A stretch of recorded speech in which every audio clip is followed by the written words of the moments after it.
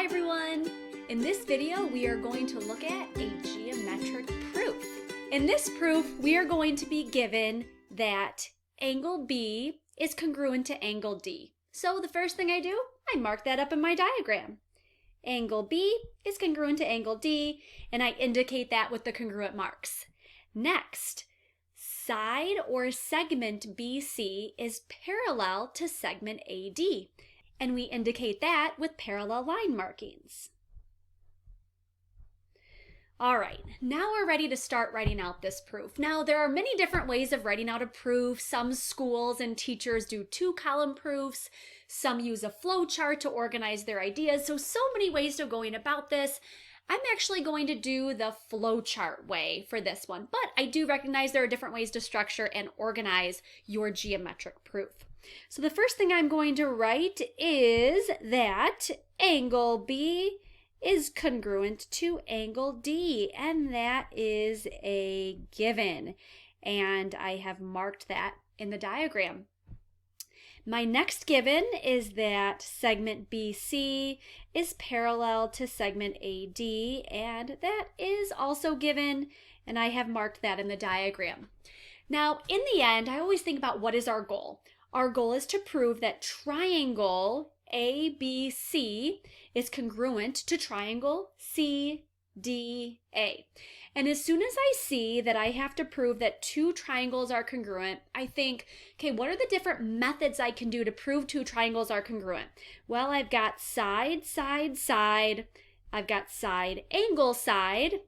I've got angle, angle, side, or I've got angle, side, angle. So I know my goal is to get at one of those four. I just have to figure out which one. Okay, we've got our congruent angles, we've got our parallel sides.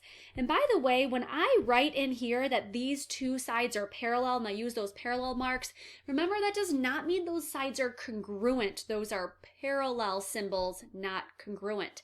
When they tell you that two lines are parallel, most likely that means you're going to conclude something about angles. So keep that in mind. Parallel lines is going to tell you something about angles.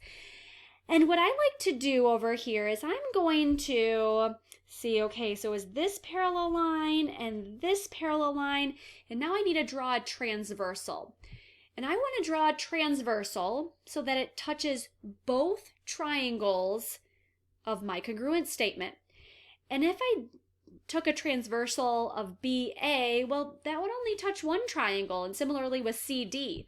So the transversal I'm going to use is transversal AC. So if you look at that, I've kind of drawn a Z in purple. I've gone to B, C, A, and D to draw my little Z shape.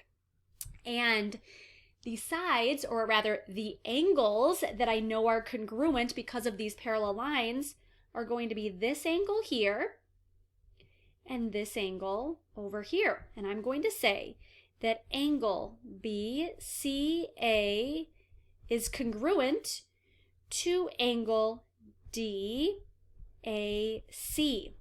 And my reason is because of those parallel lines. So in geometry, if you have parallel lines, then alternate interior angles are congruent, and that's what these two angles are. These are called alternate interior angles because they're on opposite sides of the transversal, but interior to the two parallel lines. All right, what do I have so far? It looks like I have a pair of angles. Looks like down here I've got another pair of angles, and from these four that I listed out, I just need another side. And you know what? I think the side is going to be this right here, running right down the middle. And that's going to be my third one. So I'm going to say segment AC is congruent to segment. And if I list it out correspondingly with the other triangle, that would be side CA. And that's because a side is congruent to the same side, and that's the good old reflexive property.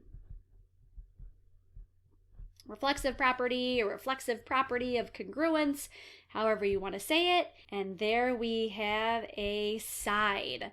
So if we look at what we have angle angle, side, and I think that's enough right here to prove these triangles are congruent. Now, I know that it's going to be angle, angle, side. It's going to be that order instead of angle, side, angle, because let's see where that side is. If I look at triangle ABC, notice it goes angle, angle, and then side. The side is not included, meaning the side does not fall between the two angles I circled. Therefore, that's why it's angle, angle, side. All right, like I said, I think we have everything we need as I bring this one together and this one together and this one together to prove my triangles are congruent. So triangle ABC is congruent to triangle CDA. And the order of these letters does matter. We need to list them out in corresponding order. So if we list this one out going A, B, C, the corresponding order on the other triangle then would be C, D, A. So that's important to mention. That has to be in corresponding order. And my reason for that is angle, angle, side. And there's a flow chart of how I would complete this geometric proof and the ideas that I had along the way.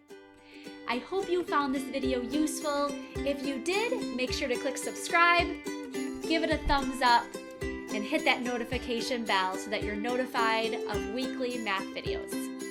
I hope you have an awesome day, everyone.